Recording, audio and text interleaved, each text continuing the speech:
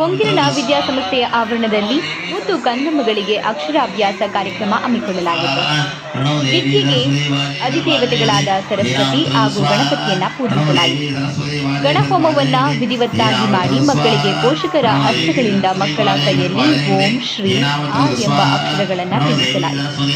ವೇದಬ್ರಹ್ಮ ಶ್ರೀ ಅನಂತ ರಾಮ ಗೌತಮ್ ಮಾತನಾಡಿ, ಮಕ್ಕಳ ಪೋಷಣೆ, ಲಾಲನೆ, ಪಾಲನೆ ಬಹಳ ಮುಖ್ಯ. ಅಕ್ಷರವನ್ನ ಕಲಿಯಬೇಕು ಹಾಗೂ ಅದರಿಂದ ಸದೃಢವಾದ ಬದುಕನ್ನ ಕಟ್ಟಿಕೊಳ್ಳಬೇಕು ಎಂದರು.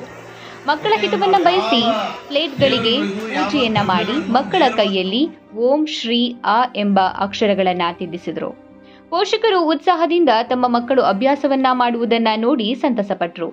ಕಾರ್ಯದರ್ಶಿಯಾದ ದಯಾನಂದ ಪ್ರಹ್ಲಾದ್ ವಿಶೇಷ ಪೂಜೆಯಲ್ಲಿ ಭಾಗಿಯಾಗಿ ಮಾತನಾಡಿ, ಪ್ರತಿ ವರ್ಷದಂತೆ ನಮ್ಮ ಶಾಲೆಯ ಆರಂಭದಲ್ಲೇ ಮಕ್ಕಳಿಗೆ ಅಕ್ಷರಾಭ್ಯಾಸ ಹಾಗೂ ಗಣಪತಿ ಹೋಮ ಕಾರ್ಯಕ್ರಮವನ್ನ ಆಚರಣೆ ಮಾಡಲಾಗುತ್ತದೆ.